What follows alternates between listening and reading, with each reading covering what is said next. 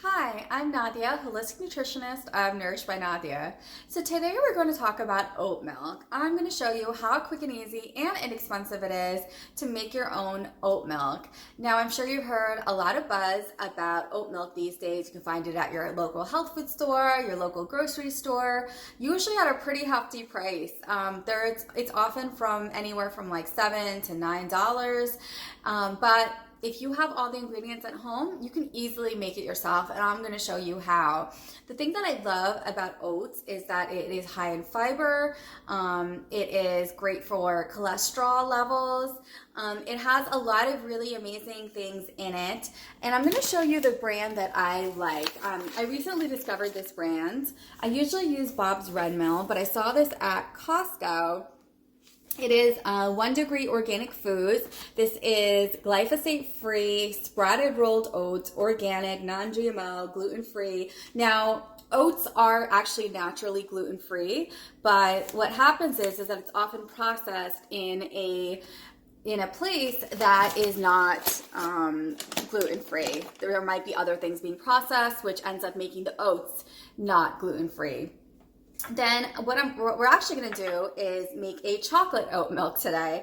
And you don't have to do this. I kind of was in the mood for chocolate milk. I know that growing up I would often have chocolate milk. So I kind of felt like drinking some chocolate milk today on this cold day.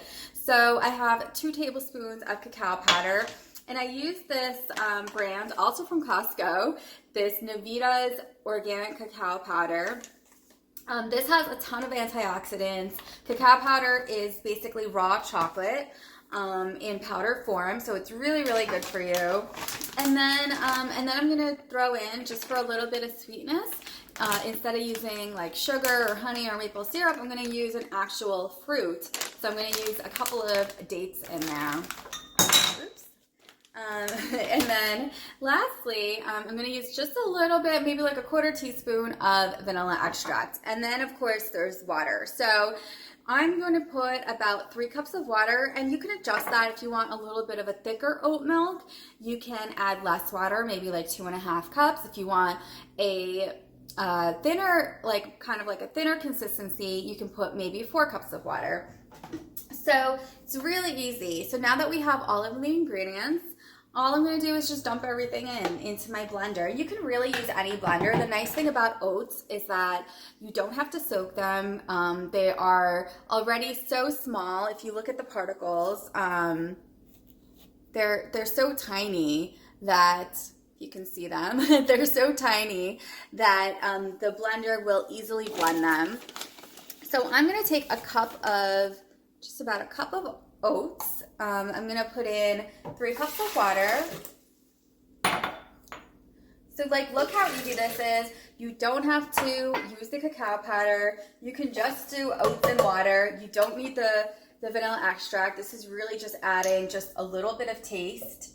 So I'm just adding just maybe like a 1/4 teaspoon of that.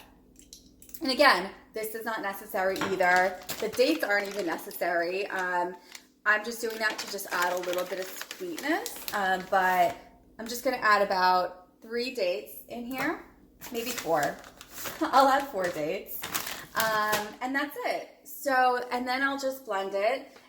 That's all the ingredients that you need, and you can adjust it. You can add other flavors if there's other things that you like. If you like cinnamon or any type of other herbs or spices, you can totally do that too. And now I'm just going to blend it for 30 seconds. And that is it. Now I'm going to show you what it looks like. You can see right here, it's kind of frothy right now. I kind of feel like I might want a little bit of chocolate, a little bit more chocolate in here, but you can totally adjust it to how you like it. One of the things that I wanted to mention is that you don't want to blend it for more than 30 seconds because many people say that it ends up becoming kind of slimy. So you kind of want to avoid that. So just blend it for 30 seconds. If you have, so I used these dates, which are the Deglet Nor dates, which tend to be a little bit softer than some of the other dates. So if you have a variety of dates that maybe are a little bit harder, maybe a good idea would be to actually soak it for even 10 minutes in hot water, just so when you add it to the blender, it'll be easier to blend properly, so you don't have to blend it for longer than 30 seconds. And that's it. So I hope you guys enjoyed the video. So subscribe below, and I hope to see you soon. Have a great day, guys.